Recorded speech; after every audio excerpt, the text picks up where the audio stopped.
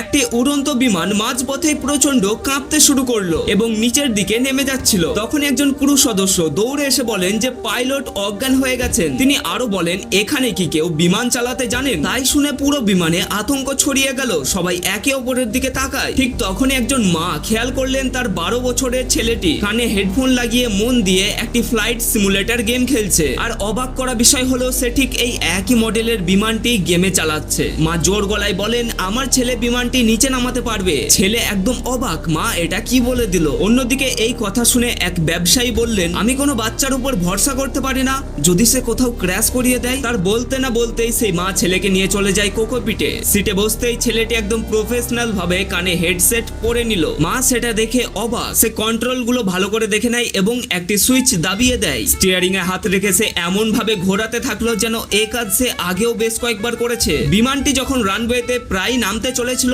তখন সবাই অবাক। সবাই ভাবে একটি 12 বছরের ছোট ছেলে কি করে এত বড় বিমান সামলাতে পারে। অবশেষে বিমানটি নিরাপদে নিচে নেমে এলো। যে ব্যবসায়ী আগে মাথা গরম করেছিলেন এখন তিনি নিজেকে লজ্জিত পেলেন। বিমানটি পুরোপুরি থেমে যাওয়ার পর ছেলেটি শান্তভাবে হেডসেট খুললো। সে মায়ের দিকে তাকিয়ে বলে, ল্যান্ডিংটা ব্যাস একটু কঠিন ছিল, তবে আমার গেমের হিসেবে এটাকে 10-এর মধ্যে 7 দেব। ছেলেটি গেম খেলেই প্রায় 200 যাত্রীর প্রাণ বাঁচালো। আশা করছি তোমাদের বাড়ির বাচ্চাগুলো মোবাইল দেখলেও কোনো কাজের জিনিস তো নিশ্চয়ই শিখছে।